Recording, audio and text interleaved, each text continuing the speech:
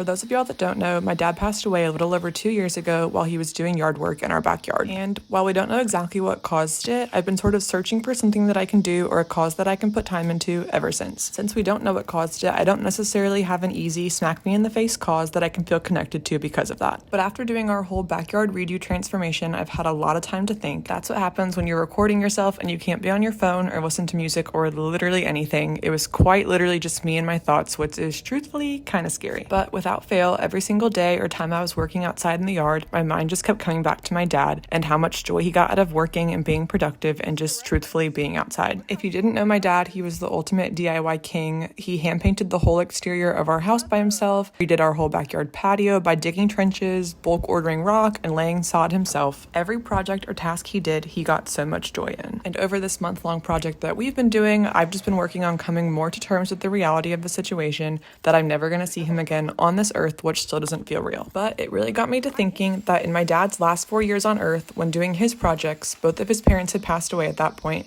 and I just know all of the time that he spent alone working hard and having all that time to think, that he was also probably thinking about them the whole time. Anyway, all that to say, I've been thinking about this a lot and just reflecting over it, and I've decided that since gardening has helped me a lot with my grief, that honestly might be the cause or the purpose that I've been looking for since this happened. Like, if that fact can help just one other person who's grieving to get off the couch, even though there are definitely days you should just sit in sadness on the couch and get outside and do something productive with their hands, then it would be worth it. So I'm just gonna make a new little corner of the internet where I'll shift all of my gardening posts and content over to a new page called Good Grief Gardening, where I'll just sort of bring light to something that a lot of people don't talk that much about, but inevitably every single person will go through this and experience heartbreaking grief at some point in their lives. So yeah, that's just kind of where I'll share gardening through grief, memories of my dad, and how it all relates. I do think it's worth mentioning that the Bible actually mentions the word grief over 250 times and garden is mentioned over 60 times, and I just don't think that it would be written in plain sight for us if we weren't meant to apply it somehow. So that's what I'll be working through over on that page: gardening, DIY, memories, and anything else that can help people realize that they can probably do more with their own hands around their house and backyards than they think possible. And it just might help you work through some things along the way.